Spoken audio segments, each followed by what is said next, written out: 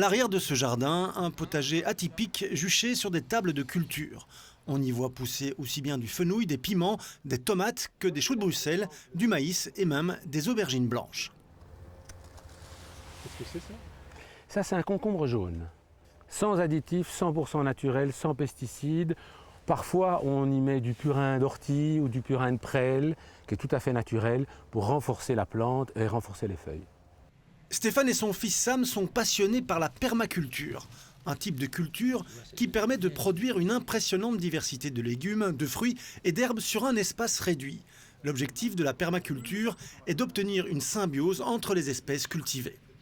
Et la permaculture est basée principalement sur la diversité et la biodiversité. On travaille un maximum sur une association de légumes pour enrichir tout l'espace. Si votre sol est riche et puissant en micro-organismes et en compost, entre autres, ça vous donne ce résultat-là. Pour y parvenir, ils ont mis au point des tables de culture spécifiques. Ces surfaces à hauteur d'homme respectent les principes de base de la permaculture.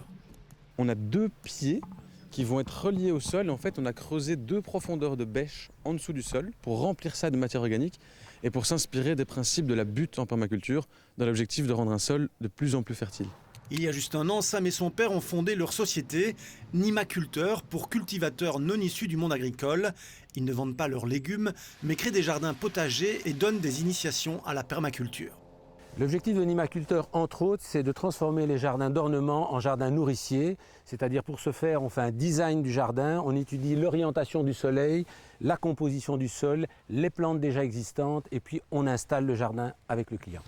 Dès qu'il le peut, Stéphane continue sa propre formation, entamée il y a 3 ans en Normandie, à la ferme biologique du Bec et Loing, vue dans le documentaire Demain. Depuis sa diffusion en fin 2015, le téléphone de la ferme, tout comme celui des Nimaculteurs, n'a plus vraiment arrêté de sonner.